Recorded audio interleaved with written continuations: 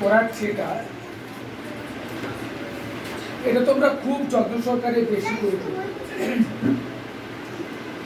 কারণ এই rhythmic tone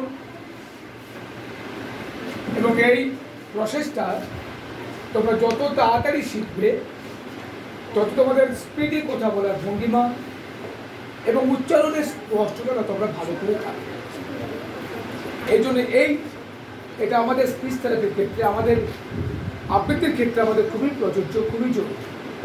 তাই আমরা এটা কেমন করে বলবো, আমি তোমাদেরকে প্রথমে শোনাচ্ছি, তারপরে তোমাদেরকে বললে তোমরা বলবে। কেমন?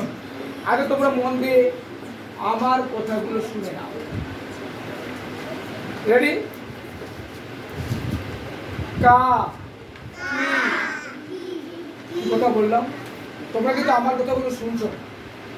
তোমরা এখানে কিটা শুনছো বলো তো, যে স্যার কি সুন্দর কথাগুলো বলছে, তো ভালো করে বলে ওইটা শুনছো, কিন্তু আমি যে কি কথাটা বলতেছি সেটা মাথায় ঢুকছে না।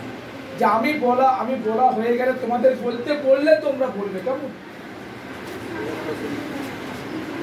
শ্বাস নেবে জোরে করে, কেউ নেবে না, এখন বলবে না। কা কি কু কে, আরে আমি বলে দেই তারপরে তোমরা বলবে। এখন তোমরা খালি শোনো, আমি বলতে বললে তোমরা বলবে। আমার দিকে সবাই দেখো।